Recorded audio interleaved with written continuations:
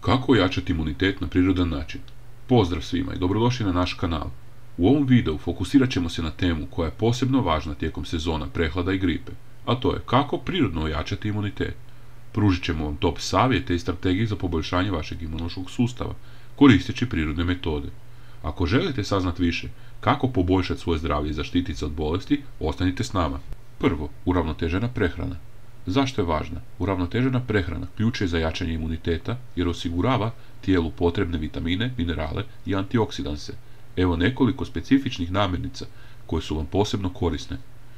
Citrusi poput naranče i limuna bogati su vitaminom C, isto kao i paprika, koji potiču proizvodnju bijelih krvnih stanica, koji su ključni za borbu protiv infekcija. Vitamin C također djeluje kao antioksidans, štiteći naše stanice od oštećenja uzrokovanih slobodnim radikalima u našem tijelu. Kada govorimo o tamno-zelenom povrću, poput brokula i špinata, ove namirnice su bogate vitaminima A, C i K, kao i folatom i vlaknima. Vitamin A podržava zdravlje naše sluznice, uključujući i one u dišnim putevima, dok vitamin C poboljšava funkciju imunološkog sustava i proizvodnju kolagena.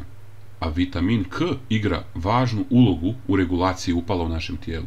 Bobičasto voće poput jagode i borovnice puno je antioksidansa, posebno flavonoida i vitamina C. Antioksidanti smanjuju oksidativni stres i upale u našem tijelu, što može poboljšati funkciju našeg imunološkog sustava. Kada govorimo o cjelovitim žitaricama, poput zobenih pahuljica, integralne riže, kvinoe, ječma, raži i cjelovitih pšenica, one su bogate vlaknima koje nam pomažu u održavanju zdrave crijevne flore, što je ključno za jak imunološki odgovor. A vlakna u tim žitaricama djeluju kao probiotici, potičući rast korisnih bakterija u našim crijevima. Savjeti za uključivanje u prehranu. Doručak. Počnite dan sa zdjelom zobene kaše ili integralnih žitarica.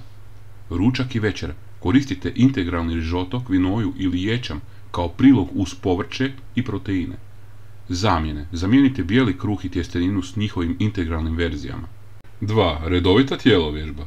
Zašto je važna? Redovita tjelovježba nam poboljšava cirkulaciju krvi i naše limfe, što nam omogućava brže prijenos hranjivih tvari i bijelih krvnih stanica kroz naše tijelo, pomažući nam u borbi protiv infekcija.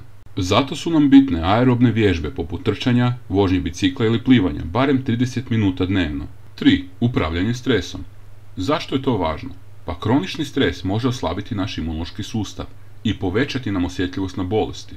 Kada govorimo o tehnikama opuštanja, isprobajte tehnike poput meditacije, joge ili dubokog disanja, kako biste smanjili razinu stresa. A ukoliko vam te tehnike ne odgovaraju, možete probati i neke hobi aktivnosti.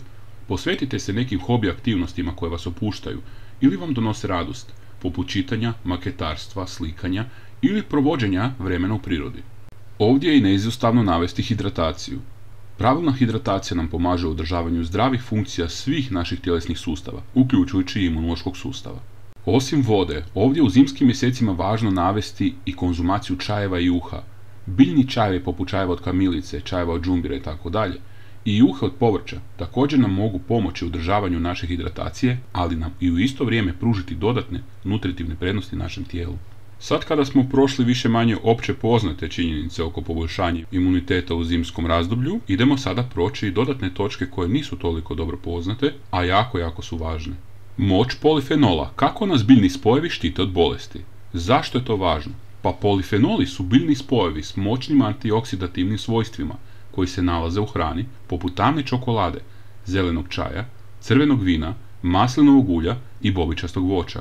Ono što je fascinantno kod polifenola jest njihova sposobnost da ne samo da neutraliziraju slobodne radikale u našem tijelu, nego i da potiču naš imunološki sustav kroz nekoliko ključnih mehanizama. A kako djeluju? Kada govorimo o imunomodulacijskom učinku, polifenoli imaju sposobnost moduliranja imunološkog odgovora, a to rade na način da povećavajući proizvodnju T stanica i prirodnih ubojica NK stanica koje su ključne za obranu tijela od virusa i tumora. Kako polifenoli onda utječu na mikrobiom u našem tijelu? Polifenoli mogu promijeniti sastav crijevnog mikrobioma na način koji potiče rast korisnih bakterija u našoj probavi, što nam dodatno jača imunitet. Isto tako, polifenoli imaju anti-aging učinak i zaštitu našeg DNA. Polifenoli također igraju važnu ulogu u zaštiti našeg DNA od oštećenja uzrokovanih oksidativnim stresom koji uzrokuje raspadanje našeg DNA na određenim dijelovima. Polifenoli mogu usporiti proces starenja i smanjiti rizik od kroničnih bolesti. Kada govorimo kako uključiti polifenole u prehranu, najbolji prvi korak bi bio konzumacija zelenog čaja. Pijte 1 šalicu zelenog čaja dnevno kako biste iskoristili ketahine, to je vrsta polifenola s jakim antioksidativnim učinkom.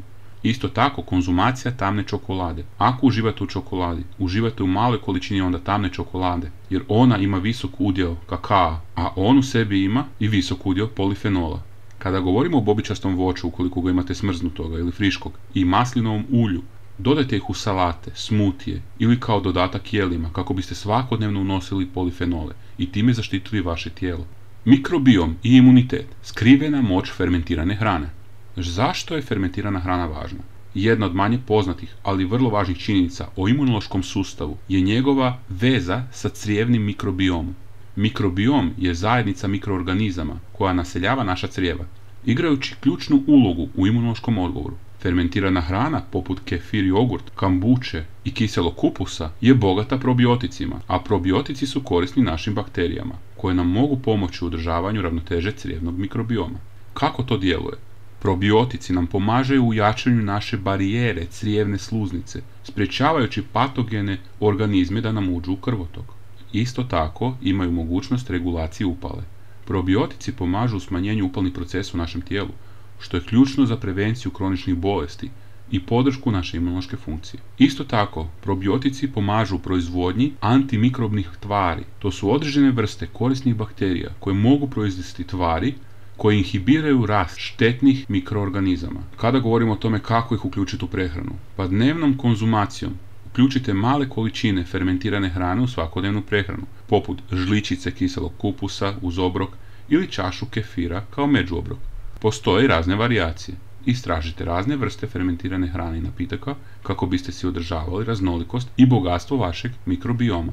I za kraj idemo još dublje zaroniti u odnos hrane i epigenetike i vašeg imuniteta. Epigenetika i imunitet. Epigenetika. Zašto je ovo važno?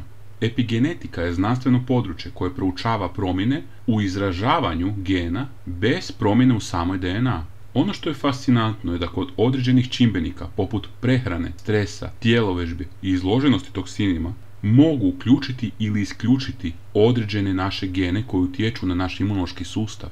Drugim riječima, ako smanjite kvalitetnu prehranu, upalit će se određeni gen. Ako ne vježbate, upalit će se određeni gen i potaknuti određene genetske bolesti itd. Ajmo vidjeti kako to djeluje na znanstvenom načinu.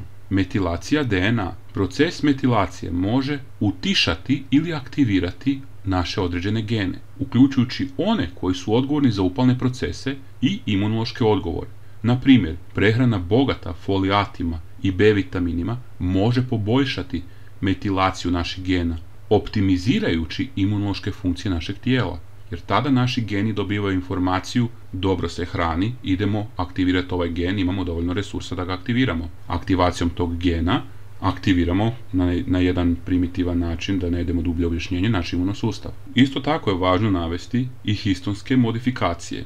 Histoni su inače proteini od kojih je DNA omotana, a njihove modifikacije mogu promijeniti strukturu kromatina, čime se kontrolira pristup našim genima. Određene namirnice i tvari, poput kurkumina iz kurkume, mogu utjecati na ove modifikacije i pospješiti obranu našeg tijela od bolesti. Zato ja uvijek dodajem malo kurkuma u čaj. Kada govorimo o neuroimunološkim učincima, stres može uzrokovati epigenetske promjene koje oslabljuju naš imunološki sustav. Međutim, tehnike poput meditacije ili vježbanja mogu zaista pozitivno utjecati na promjene, smanjujući nam rizik od naše bolesti, jer naši geni shvaćaju da smo postali aktivniji. Evo i nekoliko savjeta za praktičnu primjenu. Prehrana. Uključite namirnice bogate folatima, kao što su listnato zeleno povrće i grahorice, kako biste potaknuli proces melatacije vaših gena. Upravljajte stresom, redovito prakticirajući bilo kakve tehnike opuštanja, poput meditacije, joge, ribolova ili šetnje, kako bi smanjili negativan utjecaj epigenetskih stresnih faktora na vaše tijelo. Isto tako je korisno konzumirati kurkumske dodatke, kako biste iskoristili njegove epigenetske prednosti i time više zaštitili vaše gene. Nadam se da vam je ovo bilo zanimljivo. I sada ćemo sve ovo zaokružiti u jedan prekrasan zaključak sa ciljem da vi zbilja imate oho momente i da shvatite važnost prehrane i svega ostalog. Naša genetika nije samo sudbina. Iako smo svi rođeni s određenim genima, način na koji živimo, jedemo i upravljamo stresom može uvelike utjecati na to kako se ti geni izražavaju u našem tijelu. To znači da mi imamo moć na neki način preuzeti kontrolu nad svojim zdravljem na način koji seže mnogo dublje od jednostavnog izbora prehrane i vježbanja. Ovdje sam vam kroz koncept epigenetike pokušao ukazati da nam ona pokazuje na određene životne navike i prehrambeni izbori mogu doslovno uključiti ili isključiti naše određene gene, utječući na sve od našeg imunološkog odgovora do rizika od razvoja kroničnih bolesti. Svaki obrok koji objedujemo, svaki način na koji upravljamo stresom, pa čak i način na koji spavamo, može direktno uzrokovati promjene u našoj DNA. I tako uništeni geni se onda prenose na buduće generacije. Zamislite to ovako. Vi kada birate namirnice bogate vitaminima, polifenolima, fermentirane proizvode i druge hranjive tvari, vi ne hranite samo svoje tijelo, vi doslovno programirate svoju genetiku, jer naša prehrana tada postaje alat za aktiviranje gena koji nas čine zdravijima i otpornijima, dok ujedno i smanjujemo rizik od ostalih bolesti. S druge strane, loša prehrana i loše prehrambene navike, kao i stres i nezdrav način života doslovno mogu ugasiti te korisne gene, povećavajući našu ranjivost u budućnosti. Zato svaki puta kada se odlučite za zdravi obrok, redovitu tjelovježbu ili vrijeme za opuštanje, zapamtite da vi ne ulažete samo u trenutno zdravlje. Vi doslovno aktivno oblikujete svoju budućnost na genetskoj razini. To je nevjerojatna moć koju svi imamo. I to je razlog zašto je bitno da budete svjesni ovih malih svakodnevnih odluka. Ja se zaista nadam da će vam ove informacije služiti kao inspiracija da preuzmete kontrolu nad svojim zdravljem. Punom svjesnošću birate ono što unosite u svoje tijelo i da razumijete da vaše zdravlje nije samo stvar genetike. Ono je rezultat vaših svakodnevnih mikroodluka. Također bismo voljeli čuti vaše mišljenje i iskustva. Koje su vaše omiljene prirodne metode za jačanje imuniteta? Koje promjene ste uveli u svojoj prehrani i životne navike kako biste si poboljšali svoje zdravlje? Također, ostavite svoj komentar i podijelite s nama. Stoga, ostanite mi pametni i zdravi, dragi moji ljudi.